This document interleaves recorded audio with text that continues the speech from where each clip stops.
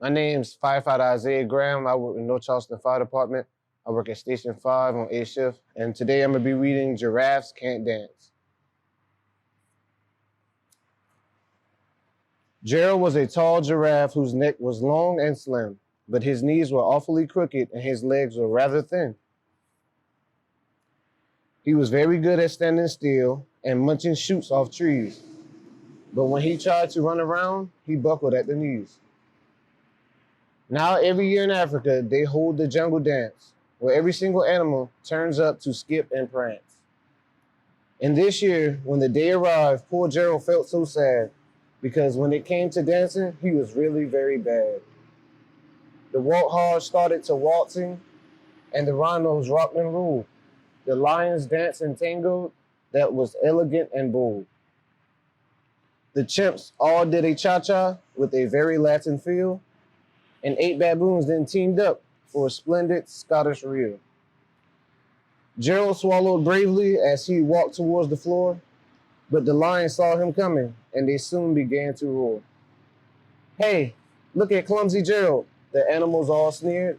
"Giraffes can't dance, you silly fool. Oh, Gerald, you're so weird."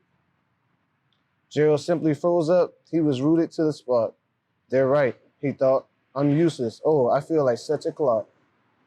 So he crept off from the dance floor and started walking home. He never felt so sad before, so sad and so alone. Then he found a little clearing, and he looked up at the sky. "The moon can be so beautiful," he whispered with a sigh.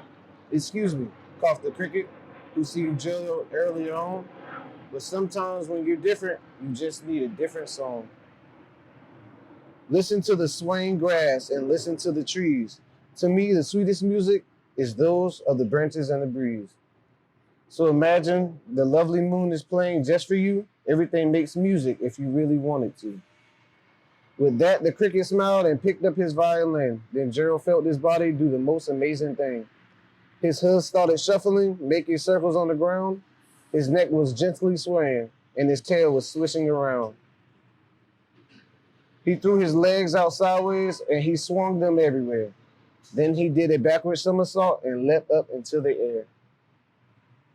Gerald felt so wonderful, his mouth was wide open. "I'm dancing, yes, I'm dancing. I am dancing," Gerald cried. Then one by one, each animal who'd been there at the dance arrived while Gerald boogied on and watched him quite entranced. They shouted, "It's a miracle, we must be in a dream. Gerald's the best dancer we've ever seen." "How did you learn to dance like that? Please, Gerald, tell us how." But Gerald simply twirled around and finished with a bow. Then he raised his head and looked up at the moon and the stars above. "Well, we all can dance," he said, "when we find music that we love."